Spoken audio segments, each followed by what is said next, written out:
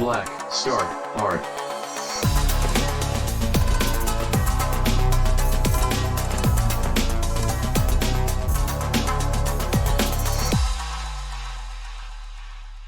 Black Star Heart, A Martial Warrior's Path. Volume 1. Going against his father's wishes, Leon Brackshaw became part of the Eola's martial warrior sect. A man without ambition, until he meets Henry Eaton, a wealthy lord's son. A new meaning is given to his definition of a martial warrior's heart.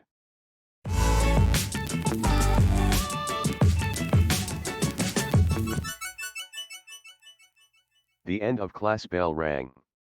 He felt his shoulder being nudged to stir him awake. Geez, Leon. Teacher was grumbling at you. He cursed, and left the room in a huff. Rachel sighed. Leon stared at the pretty girl's doe-like blue eyes.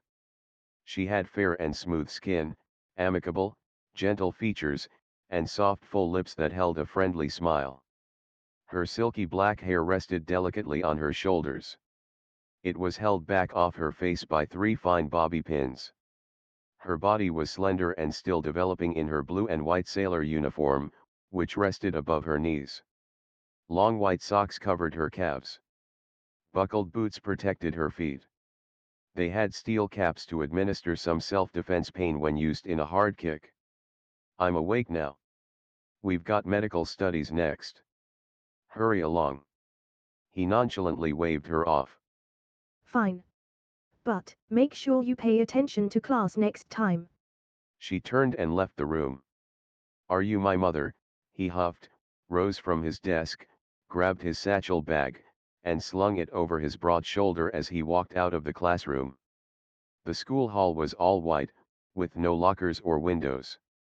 Neon lights guided the ways to various classroom paths. Other guys, wearing the same gray long-sleeved shirt rolled up to the elbows, plaid bottle green and gray slacks and black shoes, moved past him.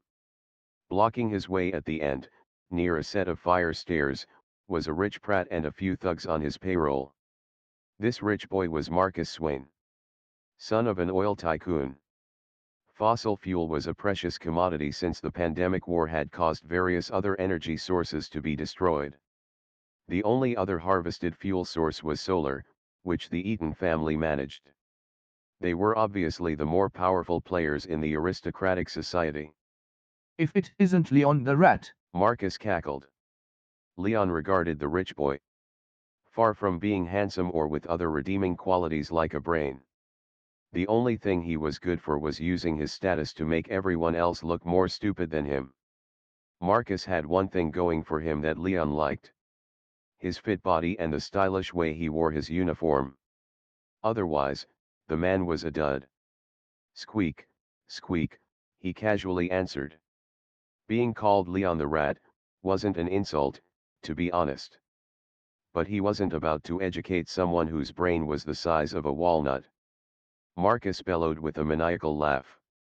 You really are a hard case. Stay away from Rachel or grovel at my feet. He clicked his fingers to draw his lackeys closer to his side. Dude. You're the only one who thinks Rachel and I have something going on. Aren't you afraid she might poison you in your sleep if she hears about you bullying me? Leon yawned. This reaction infuriated Marcus. A demure beauty such as Rachel will never resort to filthy actions. I'll fight for her honor, you filth. Whatever. I don't care. But I will warn you that your puny fist won't land a punch on me before I reach the stairs. Leon firmly stared at the man and his weak horde. You do know that I'm training as an apprentice fist master. Marcus crunched his knuckles for effect. Leon frowned and checked his watch banded tightly over his thick wrist. We have medicine in 2 minutes. So, let's make this our bout timer. Marcus grinned as he launched an attack with his lackeys. Leon ducked, swerved, and sidestepped around the men's attacks to reach the stairs.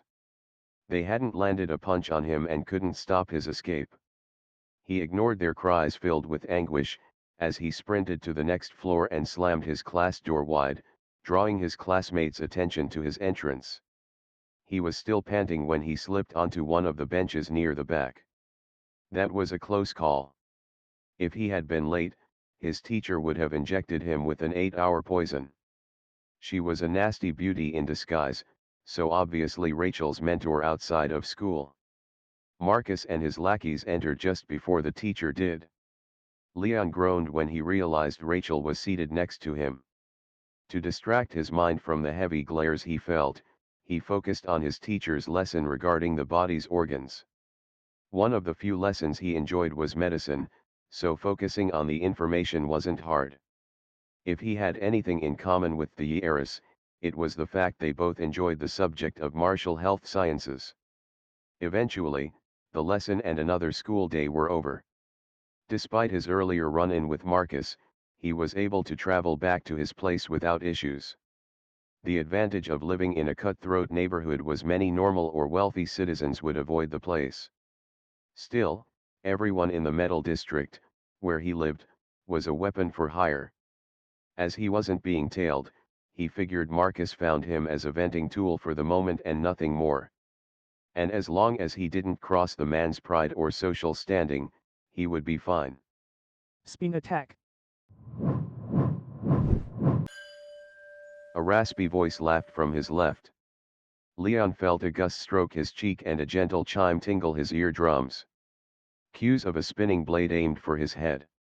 He stepped back and did a half-turn, narrowly missing the glint of a blade as it cleanly stabbed into the metal wall where his head had just been. Nice job, kid. The crackly voice said.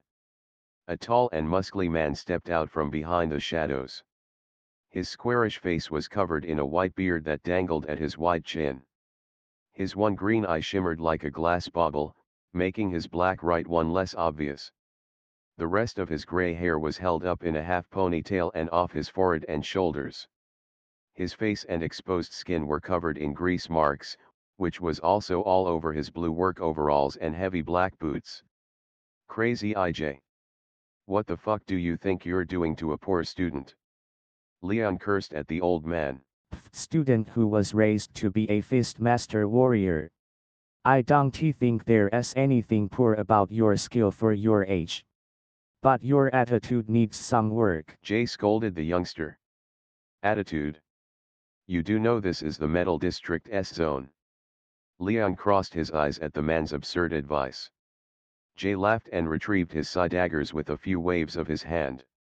Advanced martial warriors who could use spirit magic were able to wield specialized weapons called psi weapons. Upon telepathic commands, they could control their weapons without physically holding them. So, they were the favored tools for a class of warriors called associators. Apparently, Jay and Leon's father used to be one of them.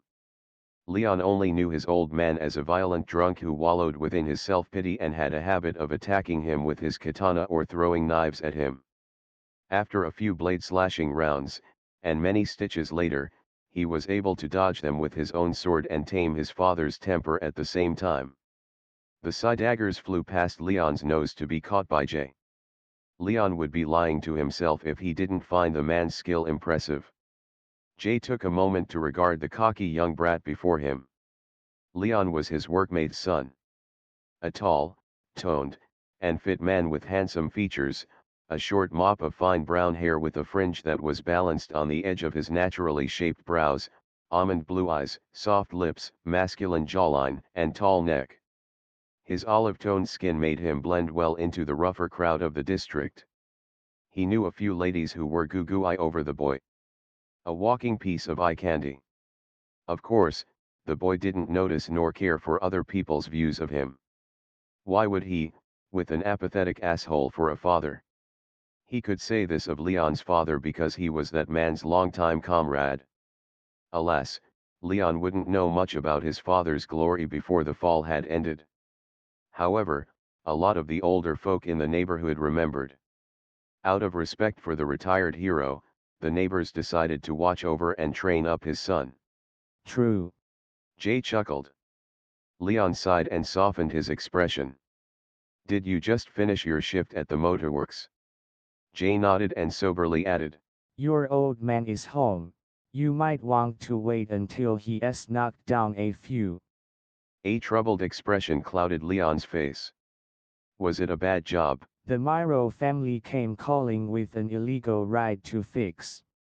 After cleaning up the goods, we were visited by the societal enforcers. Turns out the ride was a snitch. If you're here, I guess the enforcers let you all go. Leon's heart raced with concern. He didn't like his old man, but the guy was his only family. Yay.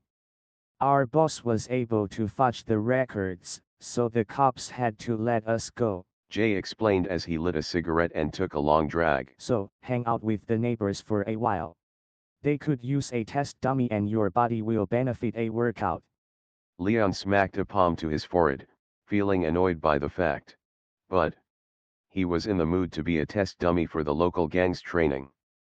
There was a new defense move he was keen to try out. Make sure you see Doc if you get wounded. Jay threw over his shoulder before slipping into the shadows. Leon hissed and did a dead run along galvanized fire stairs and balconies.